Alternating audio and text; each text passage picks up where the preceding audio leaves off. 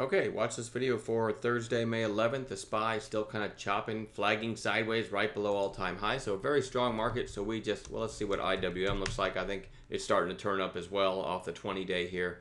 Market's been acting pretty good this week. All right, so here's my list. SMSI, really nice pop here. Lower high here, inside day. Just goes on watch for tomorrow. No trades in it today. PIRS broke out of this flag today. I actually had this on watch and skillfully never placed a trade in it. But that's the way it is. Can't catch them all. But it's still a nice strong pop through 4 at one point, closing around $4. Definitely want to watch that for some follow through. Shorts might be in trouble there. AMTX. This big spike was only 670,000 shares. Excuse me. So, we want to be careful with it. But maybe a red to green in that one. TEAR. Also a pop off of its lows, a pretty good move from the range was $2 to $2.72. That's a pretty nice range, so maybe a red to green there. Also, nope, that's the wrong one. INPX. Put in an inside day today. I did make one call on this one on the red to green this morning, right when it looked like this, right? So it opened here. These are 5-minute candles. Called it at or around 310, looking for a high of day break and a rally, and we certainly got it.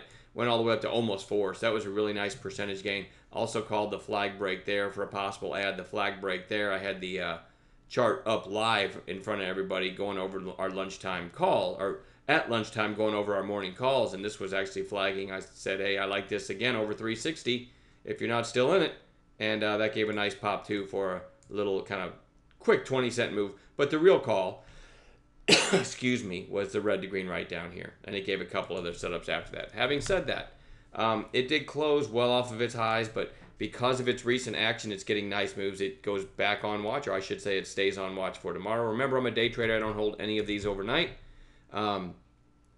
IPCI, nice volume spike today, and when you look at it on an intraday basis, you can see this really got going here before tailing off at the end of the day. On good news, so let's watch for a red to green or something like that tomorrow, see if it gives us any kind of setup. US Steel, the letter X, nice volume today, much bigger volume than the last week or so. Feels like it's bottomed around 20 on an intraday basis. See a really strong move before it gave some of it back, so this one might get going with any kind of setup tomorrow, might continue that bounce. WKHS just goes back on bounce watch. You had a nice rally from like $2 to almost $4.50. Now we're in the area that I call the buy zone between the 8 and the 20. So if it's going to turn, should turn up tomorrow. So let's keep our eyes on that one. Fitbit, it's just back down. You had the gap up, and really it's in a range. And right now it's near the bottom of the range, so it goes on bounce watch tomorrow. That's FIT.